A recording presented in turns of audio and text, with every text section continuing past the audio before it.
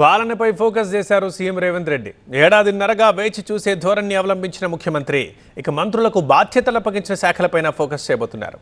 ఇప్పటికే ఐఏఎస్ అధికారులను బదిలీ చేసిన సీఎం ప్రజా సమస్యలతో పాటు పాలనాపరమైన సమస్యల్ని పరిష్కరించేందుకు ఇప్పుడు రెడీ అయ్యారు.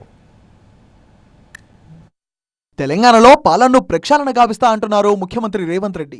సీఎంగా బాధ్యతలు చేపట్టినప్పటి నుంచి పథకాల ప్లానింగ్కే సమయం సరిపోయిందన్న రేవంత్ రెడ్డి ఇకపై పూర్తి స్థాయిలో పాలనపై, పథకాల అమలుపై ఫోకస్ చేస్తా అంటున్నారు. ఐఏఎస్ అధికారులతో అన్ని శాఖలను తానే పర్యవేక్షిస్తా అంటున్నారు ఆయన.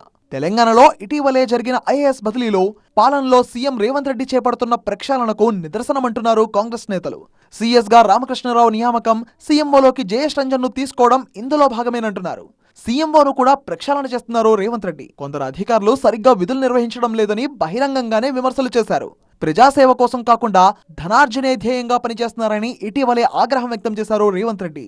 ఏసీ గదులు వదిలి కొందరు అధికారులు బయటకే రావడం లేదంటూ సంచలన వ్యాఖ్యలు చేశారు. ఇక మీదట సమర్థత ఆధారంగానే బదిలీలు చేస్తామన్నారు. పలువురు ఐఏఎస్, ఐపీఎస్ లను బదిలీ చేశారు కూడా. జిల్లా స్థాయి అధికారులు సీఎంకు నేరుగా రిపోర్ట్ చేసేలా ఆదేశాలిచ్చే యోచనలో ఉన్నట్టు సమాచారం. జిల్లా స్థాయి అధికారులు నేరుగా సీఎంతో టచ్ లోకి వెళ్తే పాలన మెరుగుపడుతుందని రేవంత్ రెడ్డి భావిస్తున్నట్టు సమాచారం. ప్రభుత్వం ఎన్నికల సమయంలో ఇచ్చిన 6 గ్యారెంటీలను అమలు చేయడంపై ప్రత్యేక దృష్టి పెడుతున్నారు రేవంత్ రెడ్డి.